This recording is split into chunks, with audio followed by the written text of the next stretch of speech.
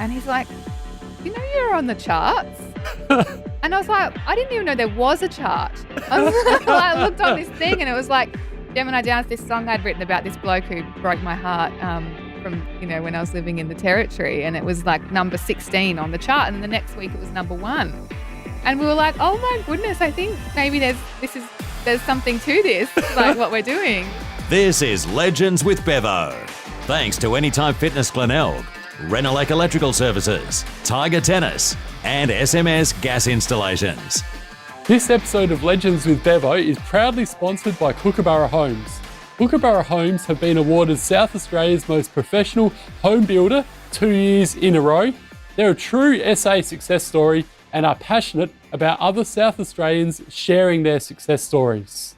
But what a privilege it is today to be joined by the Channel 9 weather girl in Adelaide as well. And she's a singer and songwriter. And of course, with their baby Joan there, she's now a mother. Guest. Special guest, exactly. A mother of two little young ones. I don't know how you do it, Jess. And obviously your sleep must be pretty tough at the moment. You're smiling though, so yeah, if I don't make sense today, I think I've got a good excuse. This one sitting on my lap is it keeps me awake a little bit at the moment. How's it all going and how are you enjoying your time off from Channel 9? Yeah, it's really nice. I'm in that so this is Joan, she's 3 weeks old. So we're in that really brand new stage where you don't know whether it's day or night. And, you have those beautiful, moments when you're cuddling a newborn baby and it's just really nice. And then you have moments where you don't even know who you are anymore. So it's just that, it's like the baby vortex. You just kind of get sucked in and then you come out the other end in a few months' time.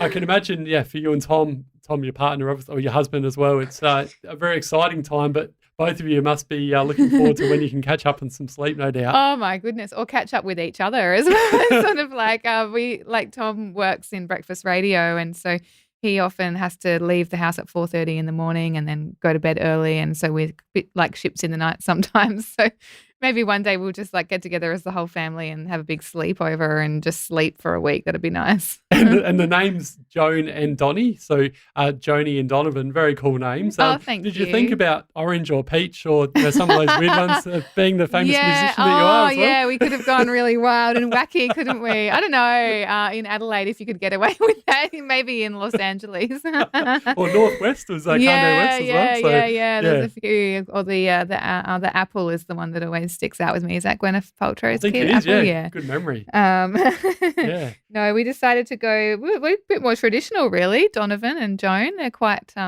old school, really, I guess. It's funny you mentioned that. I think a lot of people are starting to go the same way. You're starting to see these like the Mavises and Jones, these old school names coming out. Yeah. It's really cool. It's funny. I know the midwife when Joan was born said, oh my goodness, we haven't had a Joan here in, 50 years or something. I think a lot of people, Joan tends to be more your 80-year-old women, but that's all right. We're bringing it back with this one.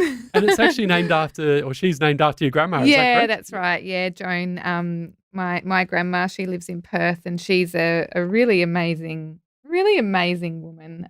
So it'll be really nice to be able to tell this Joan about my grandma when she's a bit older. Oh, beautiful. Yeah. Now, Jess, your journey's been amazing. We'll get to that in a moment, but you're a Mount Gambier girl. Yeah, born and bred. through and through. I did some research recently and found out that you're a bit similar to me, actually. You love wearing your trackies. Yes. And love singing around the campfire, although I don't have a voice like yours. But and you also, this one I found very interesting, you like drinking warm wine out of paper cups. Well, yeah, that's probably more due to lack of planning rather than anything else. When you find yourself camping and you're around the campfire and you've got like a half of a goon bag and you cobble together what you're going to drink for the night. I guess you could say I'm not choosy.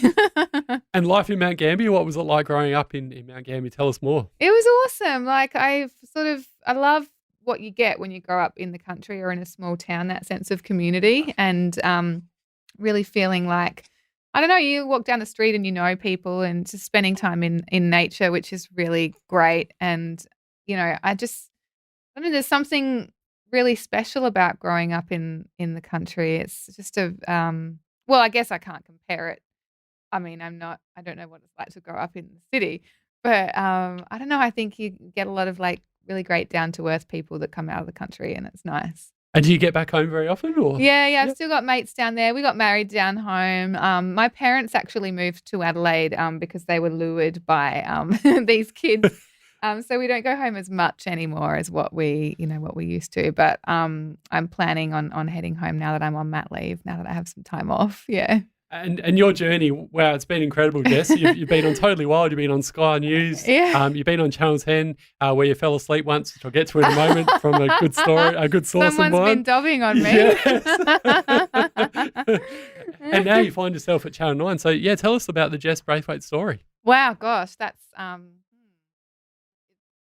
it's quite a winding. What is it? Like a winding road, sort of jumps from place to place. But well, I guess my first job as a journalist was running a little country newspaper in Victoria, actually, called the Cobden Times, where I'd write stories about prize-winning cows and things like that. Then I went to Alice Springs, and that was my first job in TV. So that was really cool, doing a lot of reporting and looking at there's some really interesting stuff happening up in the territory and covering that kind of thing. But yeah, I came back to Adelaide and worked at a few newsrooms around here and sort of peppered it in with other interesting things. I've lived in, I went to uni in Chile and studied documentary making in Spanish. And then I lived in South Africa for a little while doing music teaching at an orphanage. So I've sort of heard someone refer to it as like adult gap years, when you just sort of go and do interesting things as well, instead of sort of just working all the time. So yeah, it's been a bit of a long and winding road. But eventually I decided I wanted to study meteorology and kind of go down that. Hello, have you got something to say? Along that weather presenting path, which is really nice because I'm really passionate about, the environment and climate and weather. And so it's nice to be passionate about, what you're talking about every night. And what do you love most about your job as a weather girl on Channel 9? I think this will sound really cliche because people say this about lots of different jobs, but every day is different. And like with the weather, obviously, it's, we can even here in Adelaide, it can be snowing at the top of Mount Lofty or it can be 47 degrees. So we have that full variety and the big storms that come in. I love the big storms because I'm just like a real weather nerd. And we're always out and about meeting, we're at the Fringe Festival or we're at the show or we're sort of, if there's something fun happening, we're going to be there. So it's a really nice way to see the best bits of Adelaide. And I think also when you watch a news bulletin, there's a lot of, bad stuff in it. So it's nice to be able to come up with our segments and remind people that, we have this great community here and here are some of the good things that are happening.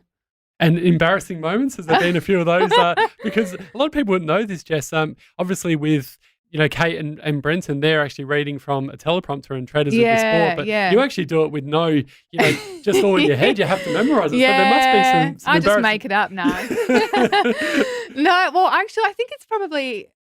I don't know if I would like to use an auto cue. I think it's probably easier for me to not have a script because then I can just sort of say what I want, if that makes sense. And you can be a bit more in the moment and just sort of go with what's happening, which is handy when embarrassing things do happen. I've had lights come flying down on me in the middle of live crosses or people, like pulling their pants down behind me or just like crazy stuff. And that's not going to be written into the auto cue. So it's kind of handy if you can just roll with the punches with live television. That would be a challenge in itself.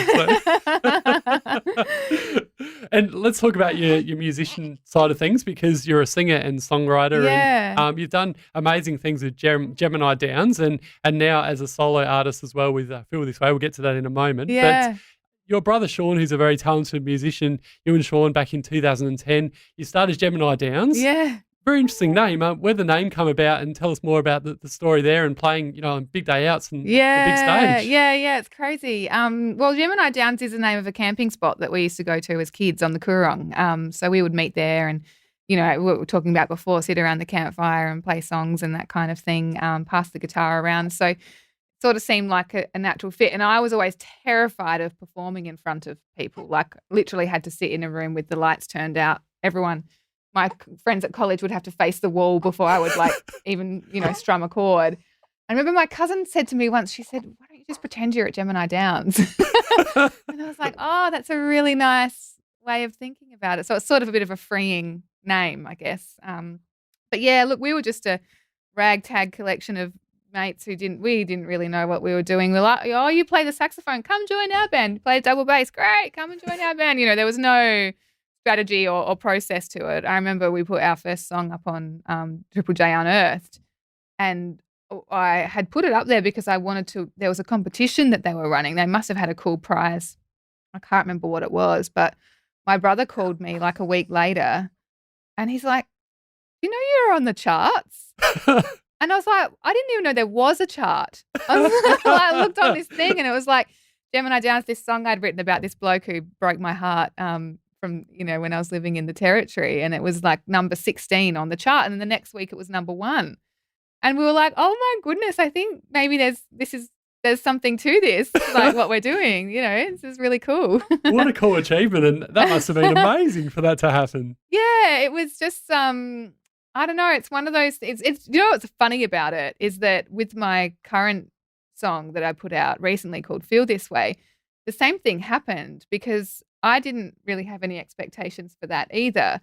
And then I put that song out, and then a few days later, the same brother, called me, and he's like, because that song made the Australian iTunes charts, and he's like, "Do you know you're on the charts?" And I was like, "No." So basically, my brother is the only reason I know what's going on with my music. And obviously, Feel This Way, you've just mentioned it. Yeah. You can view it on YouTube for those people that are listening or watching today. And the same as Gemini Downs. Your film clips are unbelievable for that. Like, I love the whole party scene and you guys just having the best time. It's just really good, Jess. So, oh, thank you. Yeah. It was a fun clip to make, actually. That was just me and my brother and a few mates on a Saturday afternoon. And I don't know, Rob Davies, if you guys know Rob, he's a Adelaide camo, and we just went out and did that. And, it's cool to just sort of be creative and have a bit of fun. In terms of Feel This Way, where's that song come about and, what's the meaning behind the song? It's an interesting one. We all work in... Oh, I know. Don't you like that song? Oh. I was pregnant, actually, with Joan when we did all of this. So that was that kept things interesting. It's sort of, social media. I know it's great and we've all got to do it and it's part of our jobs and all that. But I don't know. Sometimes it makes me feel like crap. Yeah. And I would look and see when I had our first child, Donnie, actually, I would look and see all these perfect mums, like Insta mums, with their matching kids in all their matching outfits and their pristine kitchens and all, and I'm sitting there in my pajamas and I haven't left the house in 3 days, and I'm like, how are these people so perfect? And, and then you look at it closer and you realize everyone's faking it. Like, no one lives a perfect life. We just all pretend that we do on social media.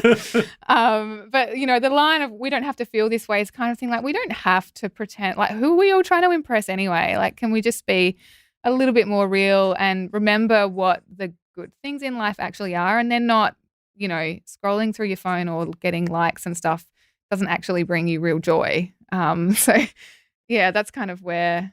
especially that was the message that I wanted to convey with the film clip. Yeah. That's so refreshing. And you know what? I totally agree with you. I had 12 months off social media back in the day. And wonderful. Yeah, I actually didn't miss it, to be honest. And the only reason I got back on it was for Legends of Bevo, and also when I was a radio announcer in the Riverlands. Yep. Yeah, it's because there is a lot of positive stuff about it, but there is a lot of negative. And no doubt being in the media, and there would be people out there that, it's happened to me as well. People are critical of your weather presenting, which is crazy because you just do such a good job. But you can't please everyone, can you? And especially when you're the weather presenter. Yeah. And don't have a crystal ball. Yeah, exactly right. Yeah. And I'm going to get to a couple of funny stories, Jess. Because who I know from back in the day when I was up at Port Pirie doing a week up there, and she did a really wonderful job of showing me around the ropes of Southern Cross up there in television before she came to Channel 9, and she told me a funny story about you. Last year at your Christmas show, I believe you ate half of her dinner. Is that correct? Did I really?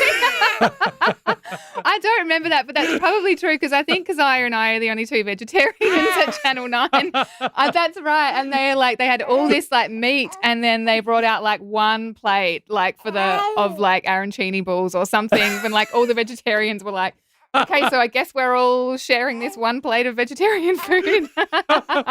And I've got another one as well from Rory, the man here at Pod Booth, of course, who does such a wonderful job of producing our videos and filming and everything else.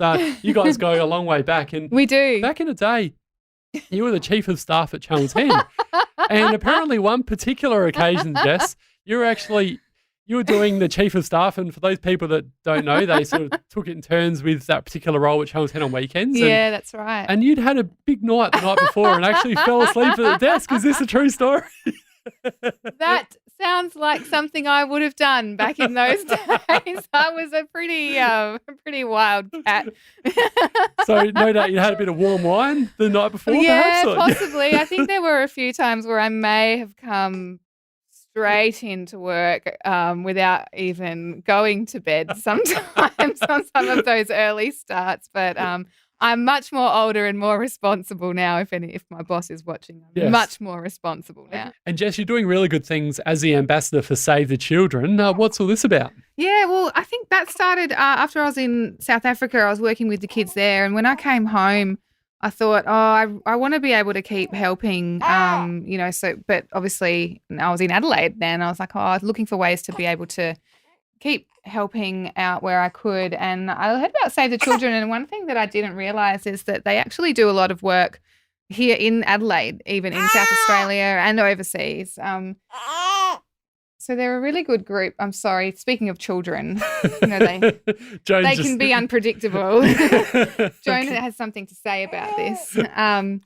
I just sort of learnt about the work that they do, whether it be in Indigenous communities in South Australia or even here in Adelaide with the play groups that they run and the community outreach staff and helping after bushfires. And a lot of it ties in with the weather. They're doing a lot of great stuff around climate activism. So they're just a great group, and they operate at all these different levels, from your own local community to overseas communities who are, in desperate need of help. So, yeah, they're fantastic.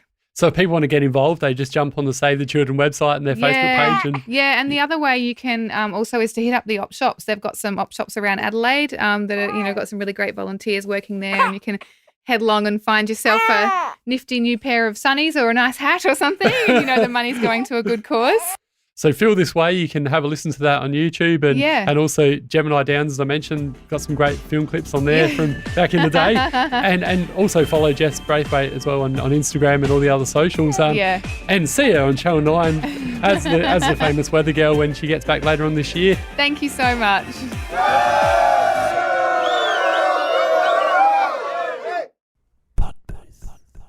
Sounds so good.